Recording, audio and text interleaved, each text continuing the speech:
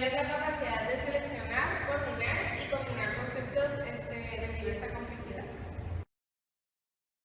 Aquí la primera propiedad del lenguaje que menciona la lectura es el comunicativo, que es cuando nos podemos comunicar con una o más personas que comparten el mismo idioma de nosotros. Esta parece la más sencilla, pero es la propiedad más trascendental de las 6. Arbitrariamente simbólico, por esta razón, una combinación de letras y sonidos tiene un significado particular para nosotros. En este caso, todas las palabras vendrían siendo símbolos y cada símbolo se refiere a algo para nuestra vida o para representar algo. En el tercero, que es regularmente estructurado, los patrones de sonidos y de letras forman palabras con significado, y los patrones particulares de palabras forman oraciones o párrafos con significados. El cuarto es estructurado en múltiples niveles, ya que cualquier expresión significativa se puede desarrollar en más de un nivel, y los diversos niveles expresan diferentes grados de contenido con significado. El quinto es generativo productivo y es la capacidad de producir el lenguaje de una manera creativa, pero esto no quiere decir que podamos decirlo de la manera que queramos, sino que nos tenemos que ajustar a una estructura que ya está hecha y basarnos en este sistema compartido que tenemos con nuestro idioma. El último es dinámico, que esto quiere decir que el lenguaje está en constante evolución y que también cada año al diccionario se agregan palabras con nuevos significados, o de igual manera se pueden quitar palabras que ya no sean utilizadas. Semántica. Semántica proviene del vocablo griego que puede traducirse como significativo. Se trata de todo aquello que pertenece o es relativo a la significación de las palabras. Por extensión, se conoce como una semántica al estudio del significado de los signos lingüísticos y sus combinaciones. La semántica lingüística estudia la codificación del significado en el contexto de las expresiones lingüísticas. Puede dividirse en semántica estructural y de semántica léxica. La denotación, que es la relación entre una palabra y aquello a lo que se refiere, y la connotación, que es la relación entre su palabra y su significado, de acuerdo a ciertas experiencias y contextos, son objetos de interés de la semántica, que es lo que estudia. También vamos a hablar sobre la sintaxis. La palabra sintaxis proviene del término latín sintaxis, con Y, que a su vez deriva de un vocablo griego que se traduce al español como coordinar. Se trata de la rama de la gramática que ofrece pautas creadas para saber cómo unir y relacionar palabras a fin de elaborar oraciones y expresar conceptos de un modo coherente.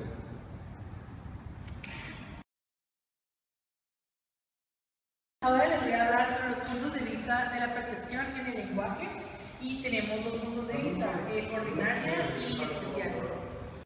Un enfoque principal equipara los procesos de percepción del lenguaje con procesos de percepción auditiva con otros sonidos.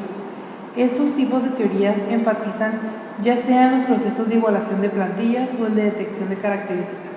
Tales teorías postulan que existen diversas etapas de procesamiento neural. En una etapa se analizan los sonidos del lenguaje en sus componentes, y en otra, dichas partes se analizan patrones y se igualan con un prototipo o plantilla. Un fenómeno en la percepción del lenguaje que lleva a la noción de la especialización fue el hallazgo de la percepción categórica, esas categorías discontinuas de los sonidos del habla. Esto es que los sonidos que realmente escuchamos comprenden un continuo de variación de las ondas, experimentados categóricamente en los sonidos del habla. Este fenómeno puede observarse en la percepción de las combinaciones consonante-vocal, ba, da y ga. Los seres humanos tenemos una gran capacidad para entender la estructura sintáctica, lo cual nos puede decir reconocer si la frase es sintácticamente correcta o no.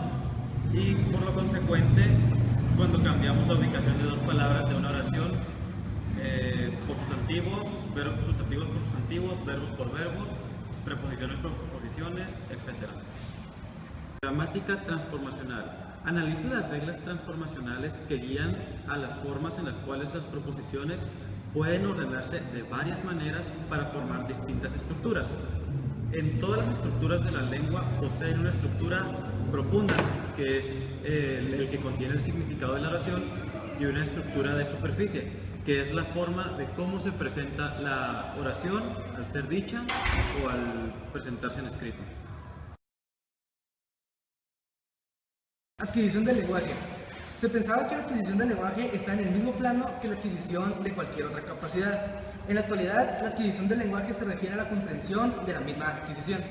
Todo esto modificado por el ambiente natural. Esto quiere decir que el ambiente natural rige a la adquisición del lenguaje. El lenguaje es un proceso muy complicado, por lo menos que involucra lo que es el pensamiento, la memoria, el lenguaje, la percepción, entre otras cosas.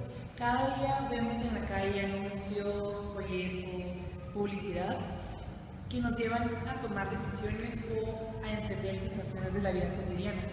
Siendo esto algo tan grande en el mundo, es de vital importancia conocer los procesos ascendentes y descendentes. Existen 4 procesos que se presentan en la dislexia: la conciencia fonológica, el proceso de lectura fonológica, codificación fonológica y acceso al léxico. El primer proceso es la conciencia fonológica. Se refiere a percatarse de la estructura de los sonidos del lenguaje hablado.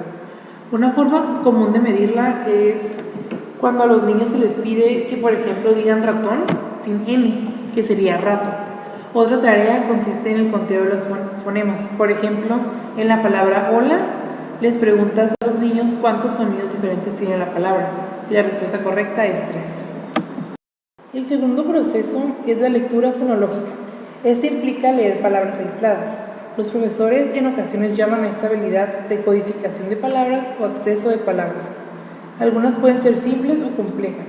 Los individuos con dislexia enfrentan más problemas para reconocer las palabras aisladas que en un contexto. El tercer proceso es la codificación fonológica en la memoria activa. Este proceso se complica al recordar sucesiones de fonemas que algunas veces son confusas. Podrían medirse comparando la memoria activa con fonemas confusos y otros bien definidos.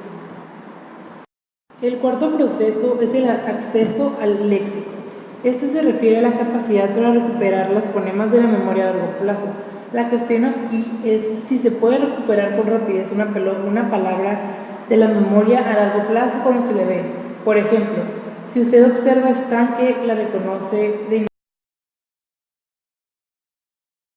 La fijación es aquello que dice que nuestros ojos no se mueven al ver todas las palabras, sino que establecen un punto fijo entre varias palabras y de ahí leen el texto. Más bien se mueven por sacadas, movimientos secuenciales rápidos conforme se van fijando los grupos sucesivos del texto. Ya los movimientos sacádicos, que es lo que nosotros hacemos, tienen de un promedio, saltan aproximadamente de 7 a 9 caracteres. Lenguaje y pensamiento. El lenguaje y el pensamiento difiere entre lenguas. Está totalmente arraigado a lo cultural, ya sea de donde el niño que está aprendiendo a hablar se desarrolla o crezca. La estructura sintáctica de los idiomas difieren. Casi todos los idiomas permiten cierta forma por lo cual comunicar acciones. Lo que difieren los idiomas es el orden del sujeto, el verbo y el objeto en cada oración declarativa común.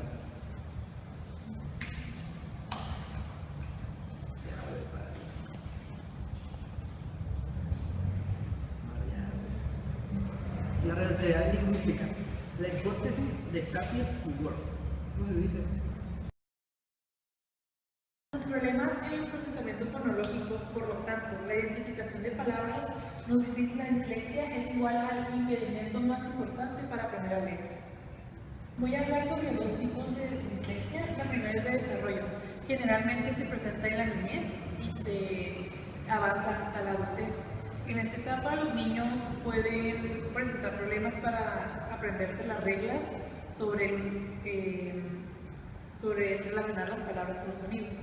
En la segunda, la adquirida, esta se puede presentar en cualquier etapa de la vida y puede ser cuando se presenta un daño cerebral. Aunque seas un muy buen lector, si tienes un daño cerebral puedes tener dislexia. Patrones característicos entre todos los lenguajes de diversas culturas y de la relatividad. Una de las áreas que son los colores, ya que en diferentes idiomas pues tienen un significado diferente o se llaman de diferente manera. Y en los diferentes idiomas existe algún término para referirse a algo en específico, mientras hay otros idiomas como en el inglés, que un término no significa solamente una cosa. El lenguaje en un contexto social.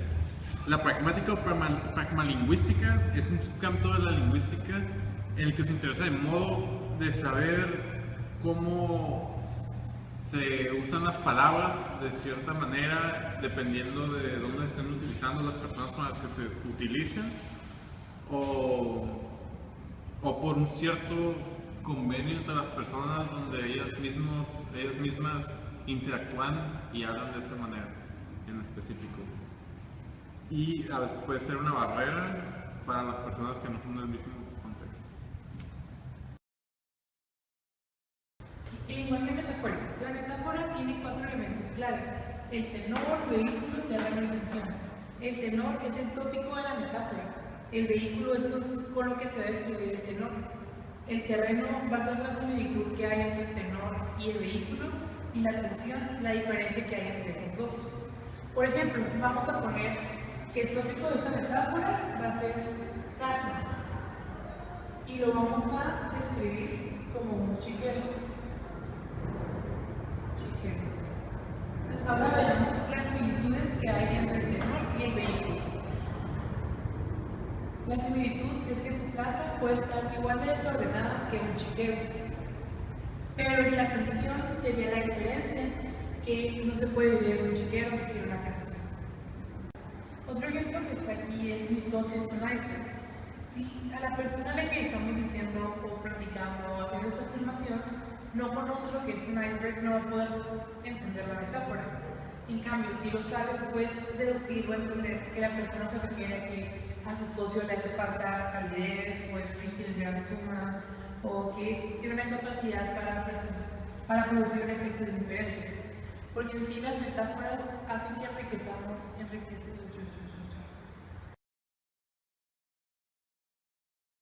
En la lectura se mencionan 4 tipos de bilingüismo, que el primero es el aditivo, cuando se adquiere otro idioma ya que primeramente se tenía relativamente desarrollado uno. El segundo es el sustractivo, cuando el primer idioma es reemplazado por el segundo que se adquirió. El otro es simultáneo, cuando el niño desde pequeña edad pues aprende dos idiomas al mismo tiempo. Y el último es el secuencial, cuando después de aprender un idioma se aprende el otro. Neuropsicología del lenguaje. Nos vamos a concentrar en la afasia. Algunos de nuestros primeros conocimientos en la localización cerebral se refirieron a una asociación entre los déficits del lenguaje específico y el daño orgánico cerebral en particular. La afasia de Broca y la de Wernicke son ejemplos particulares bien documentados en los cuales las lesiones cerebrales afectan las funciones lingüísticas. Es un problema en el funcionamiento del lenguaje por un daño cerebral. Existen varios tipos de afasia y yo voy a hablar de 4. Primero tenemos la afasia de Wernicke, que es dañada por una lesión en esta área, y los que padecen de esto tienen una dificultad importante para entender las palabras y los enunciados orales. También comprende la producción de oraciones que muestran la estructura básica del lenguaje hablado, pero sin sentido. Esto quiere decir que dicen oraciones que no tienen ningún sentido en total. Por segunda, otro tipo de afasia que tenemos es la de Broca. Este también es un daño en el área de Broca, la cual causa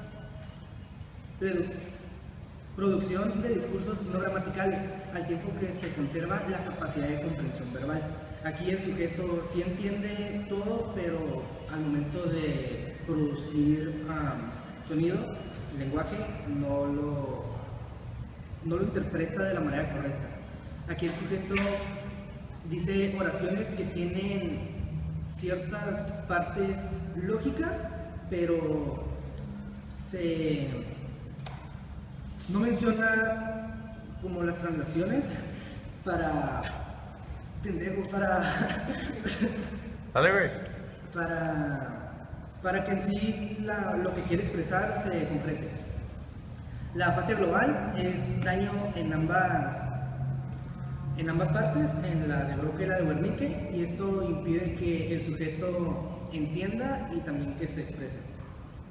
Por último tenemos la afasia anómica, y esta es simplemente incluye dificultades para nombrar objetos, para reconocer lo que una vez conoció, y así es como se produce